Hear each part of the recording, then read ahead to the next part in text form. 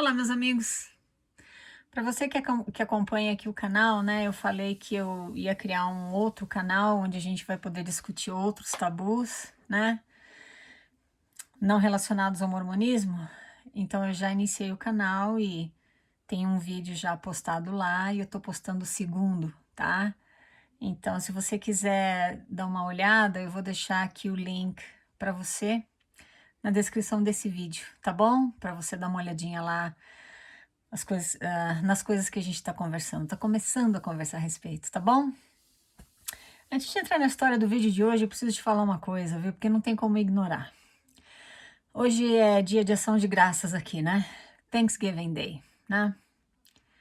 E o presidente da igreja, né, de Jesus Cristo dos Santos Últimos Dias, deu uma mensagem, né, para os membros, alguns dias atrás.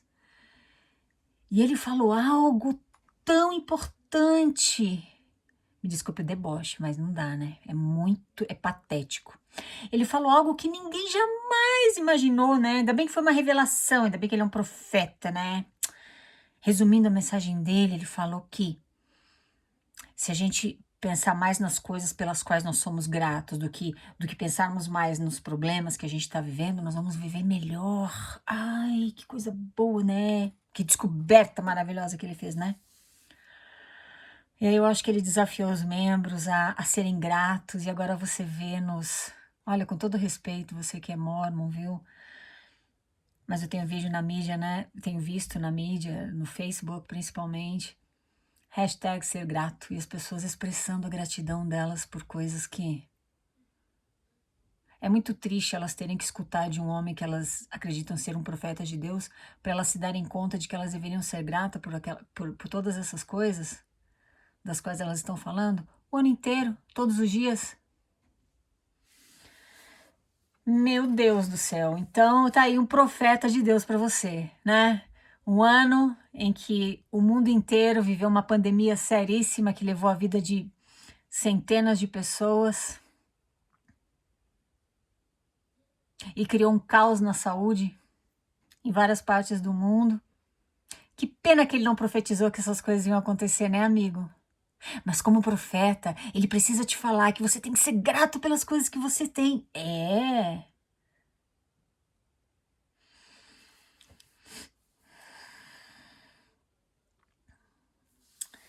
Então tá. Eu vou deixar aí pra você pensar, né? Eu fiquei de cara, e ainda tô de cara porque ainda tô vendo pessoas postando, né? Coisas pelas quais elas são gratas. Ai, desculpa, viu? Mas é demais pra cabeça. É demais. Bom, esse nosso amigo aqui, ele vai, ele vai te contar a história, vai nos contar, né, a história dele, e vai...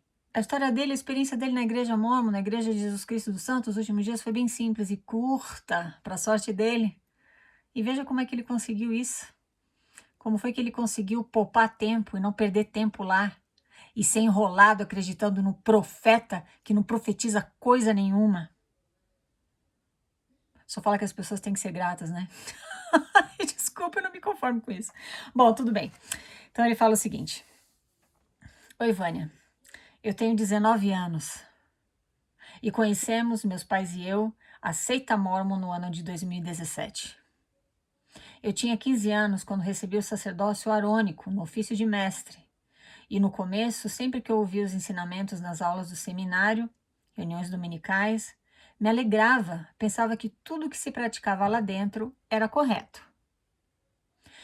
Porém, confesso que tinha um pé atrás com a igreja desde o começo.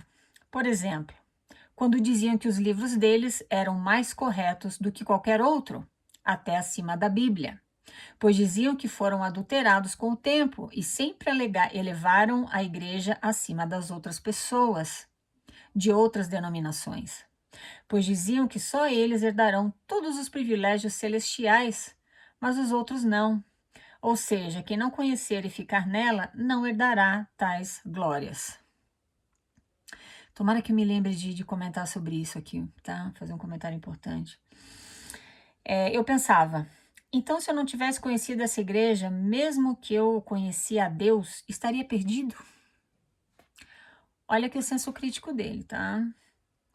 Apesar de algumas coisas negativas que achava que logo iam passar, continuava a ir. E estava disposto a ir para a missão, até que tudo desabou aos poucos, quando comecei a presenciar discussões de meus pais dentro de casa e começava a orar e ler Doutrina e Convênios, entre outros livros, mas não vinham respostas para problemas pessoais. Pondo um pouco os pés no chão, decidi fazer uma busca minuciosa sobre o passado da igreja, onde chequei canais de ex-mormons. Eu queria saber sobre a versão histórica deles em relação à igreja. Ele queria escutar agora o que os ex-mormons tinham a falar sobre a igreja, tá? Confesso que não acreditei, mas fiquei muito interessado em ver mais e pesquisar pelos sites, fontes do mormonismo real, onde foi o momento em que tomei o chá de despertamento da vida, ao aprender coisas assombrosas como poligamia, rejeição dos negros, iniciações maçônicas, etc. Enfim, depois de todos os momentos de interesse em saber sobre as coisas secretas que a igreja é e suas ramificações fazem hoje, desabou a minha fé. Chorei, lamentei por ver que eu e meus pais estávamos na verdadeira igreja da corrupção lucrativa. Eu adorei esse termo aqui. Verdadeira igreja da corrupção lucrativa, é mesmo. A partir do mês de junho de 2019, ficamos inativos, pois vimos que não dava para continuar lá. E não aguentávamos mais o papinho da igreja mórmon. Mas os irmãos nos perseguiam. Buscavam por nossa volta para a seita, até que tivemos que sair do Maranhão e viajar para o Pará, terra de nossa família. E ficamos lá por uns meses. Mesmo assim, fomos sempre amistosos com eles, só não dava para continuar. Enfim, resumindo, já era 2020, ano de quarentena, e já tínhamos voltado para o Maranhão. Decidi ir à igreja pela última vez para testar como os irmãos se comportavam comigo. E o que aconteceu foi como se eu nem estivesse lá. Quase ninguém mais ligava que eu estivesse ali. Fiquei triste e pus um fim nisso. Peguei todos os livros da seita, coloquei numa sacola, fui na capela, atravessei meu braço no portão de grade e joguei ali o que recebi da igreja, enterrando definitivamente o que aprendi naquele lugar. Que gracinha. Querido, muito obrigada por mandar a tua história aqui pra gente, viu? A tua experiência com a igreja. Você foi muito esperto, sabe por quê? Porque você foi pesquisar sobre o passado da igreja em sites, em vídeos, né? Ou sites, enfim, fontes de ex-mormons, né? Como eu, você fala aqui que encontrou o meu canal também. Então você queria saber o que a gente tinha a dizer sobre a igreja. E faz todo sentido, tipo, por que aquelas pessoas saíram da igreja, né? Se falam que a igreja é verdadeira e tudo aquilo, por que eles saíram? O que eles têm a dizer sobre ela? Isso foi muito esperto da tua parte, porque não é isso que eles te falam para fazer lá dentro, não. Não, querido, não. Você pesquisa somente em fontes autorizadas pela igreja. E você foi muito esperto. Você foi buscar informações de quem já havia estado lá dentro, né? Então isso foi muito bacana. Olha, você fala sobre uma coisa aqui que eu achei bem interessante, né? Que era isso que eu não queria esquecer de comentar. Você fala que somente eles herdarão, eles dizem, né, que somente eles herdarão todos os privilégios celestiais, mas os outros não. Ou seja, quem não conhecer e ficar na igreja não herdará tais glórias. Bom, é exatamente assim. Então, o que acontece? Você recebe todos aqueles rituais lá no templo, você faz aqueles pactos com a corporação e eles te fazem acreditar que você precisa levar o evangelho a todas as pessoas. Você tem que levar as pessoas boas novas de grande alegria. Porque você precisa ajudar na salvação das outras pessoas, porque elas precisam do evangelho para serem exaltadas.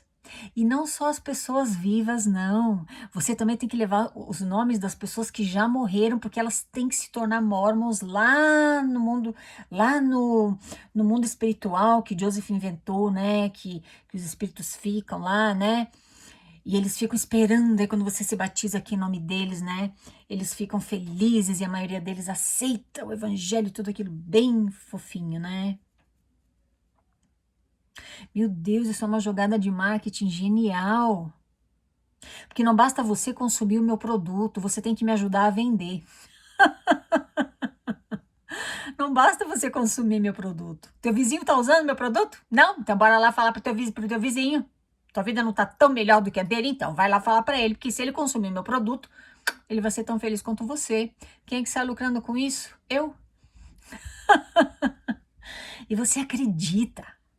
Quantas vezes eu me senti mal por não falar do evangelho para as pessoas? Meu Deus, eu morri de remorso.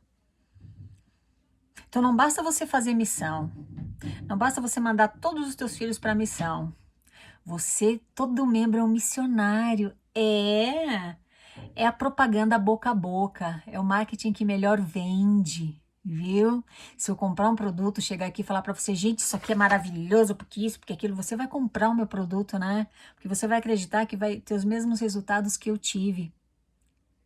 Quando você fala do evangelho mórmon para as outras pessoas e você presta o teu testemunho para elas e diz o quanto a tua vida melhorou depois que você entrou lá, as pessoas, muitas delas vão querer escutar o que você tem para dizer, porque acham que você é feliz e querem ser tão felizes quanto você.